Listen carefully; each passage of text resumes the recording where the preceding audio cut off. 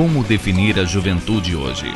Somos jovens de várias tribos, raças e maneira. Muito antenados e criativos, buscamos por nosso lugar na sociedade. Fazemos parte de uma geração da informação, com muitas ideias e agitos. Fazemos das nossas músicas nossas ideologias de vida, mas ainda temos a essência da indignação e precisamos ser ouvidos. Mesmo que digam que a juventude de hoje não está presente nas discussões políticas, quando comparada com a década de 60, que ia às ruas protestar por seus direitos, queremos saber, será que é mesmo o jovem que está distante da política? Ou é a sociedade individualista em que vivemos que afastou o jovem desses ideais? Essa confusão que se faz entre a visibilidade que o movimento estudantil teve na época, e que, portanto, parecia expressar uma juventude muito politizada, e o que seria hoje uma relativa desmobilização. Se nós pegássemos em termos numéricos, creio que não daria para afirmar que o jovem de hoje é menos politizado do que já foi em outras épocas.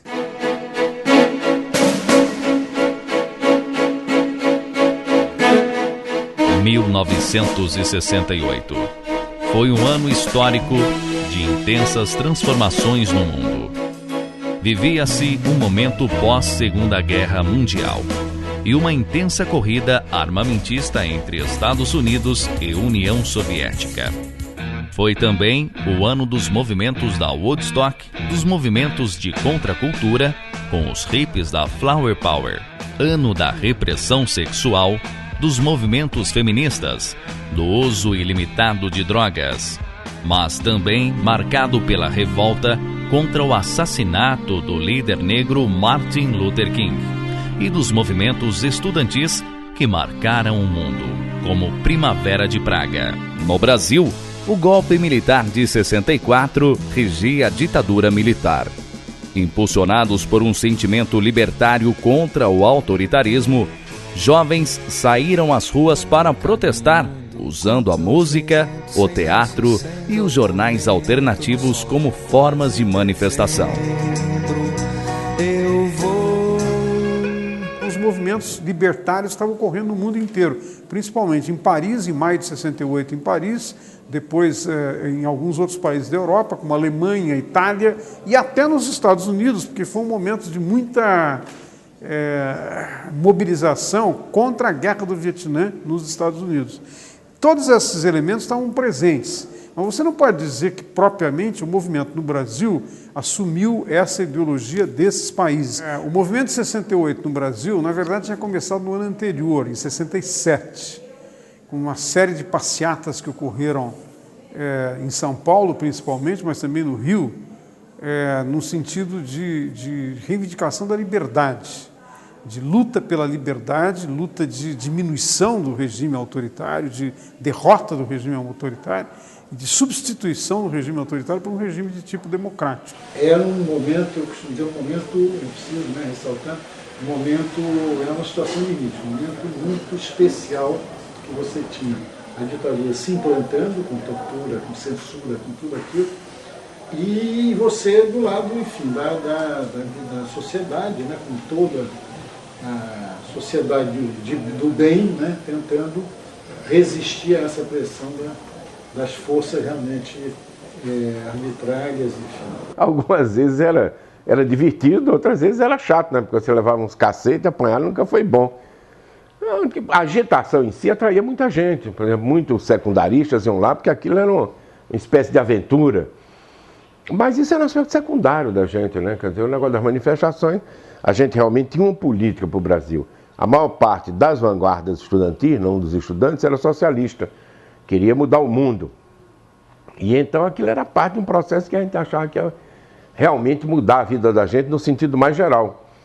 Por isso, o engajamento maior. Eu comecei a atuar no centro acadêmico, ao mesmo tempo me engajei com uma organização política de esquerda que foi construída naquele período. E daí participei de todo o processo de reconstrução da UNE até o Congresso de 79. Só que você estava vivendo um momento que era uma situação limite. Você tinha uma ditadura e tinha, enfim, de um lado, né, todos militares, de todas as forças de opressão e de outra sociedade lutando contra isso. Então não dá para você virar as costas e dizer, eu sou jornalista, não tenho que participar de movimentos políticos. Não dava, era um momento em que você tinha que realmente tomar uma posição. E claro que eu tomei posição, era professor e era jornalista, então participava das assembleias, participava das passeatas e foi assim que eu me envolvi, acabei preso. O clima se torna tenso quando, em 28 de março, no Rio de Janeiro, uma agitada manifestação estudantil que reivindicava a melhoria na alimentação do restaurante Calabouço foi reprimida a bala pela polícia. Na agitação, caiu morto o estudante secundarista Edson Luiz. Tinha um restaurante que se chamava do Calabouço, que era gerido pela União Metropolitana dos Estudantes, a UME, que foi a entidade da qual eu fui presidente. Os estudantes começaram a se organizar. Eu era presidente do CACO, do Centro Acadêmico Cândido de Oliveira, da Faculdade Nacional de Direito, e o Daniel era presidente da UME. E nós juntos fomos dar muita solidariedade ao pessoal do Calabouço. Não ligamos, eles destruíram o restaurante, mas a luta continuou para abrir um novo. E nós conseguimos a vitória que o novo restaurante fosse aberto. E fizeram uma luta, continuaram a lutar pela melhoria das condições do restaurante. E foi numa passeata em março, no 28 de março de 68, quando eles estavam saindo na passeata, veio um PM e atirou e matou o Edson Luiz, que era um estudante que comia lá, entendeu? E que, se não me engano, fazia inclusive pequenos trabalhos para o Calabouço para ganhar um dinheirinho extra.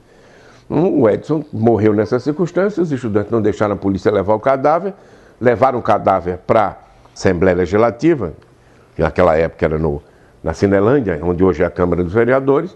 A missa do estudante Edson Luiz, na Candelária, na Igreja do Candelária, foi uma coisa terrível, foi um massacre total. As pessoas começaram a chegar na igreja cedo para acharem lugar, e foram chegando e entrando.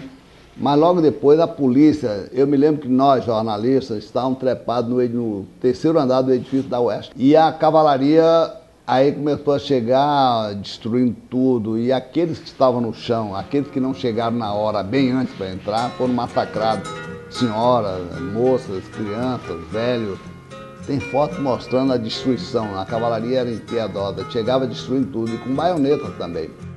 Caminhando e cantando e seguindo a canção. O movimento estudantil era a principal cena da política brasileira. Com tanta indignação, os jovens resolveram se unir em uma grande passeata com mais de 100 mil pessoas, entre estudantes, artistas, intelectuais, religiosos, que tomaram as ruas da Guanabara na maior manifestação já ocorrida contra a ditadura. Quem sabe faz a hora, não espera acontecer. Dessa vez, quando a polícia chegou, com aquele passo assustador, eram uns escudos enormes e um passo nazista, aquele passo de ganso, em vez de a gente fugir, a gente avançou em cima deles. Avançamos e batemos na polícia. E saímos perseguindo os policiais por aquela ruela do centro do Rio de Janeiro. Nós, já sabendo que íamos pro cacete, nós no dia seguinte tínhamos marcado um ato interno que, do ponto de vista do movimento estudantil, foi o ato mais importante de 68. Nós ocupamos a reitoria da Universidade Federal do Rio de Janeiro. Clandestinamente, milhares de estudantes se dirigem a mais um congresso da UNE, realizado em Ibiúna, interior de São Paulo. O congresso foi realizado num clima de repressão. Todo cuidado era pouco, e um passo em falso poderia ser o estopim de mais uma luta entre jovens e militares. E o desfecho não poderia ser outro. Militares invadem o local e grandes líderes estudantis da época e tantos outros foram levados para o DOPS, Departamento de Ordem Político e Social, criado para manter o controle do cidadão e vigiar as manifestações políticas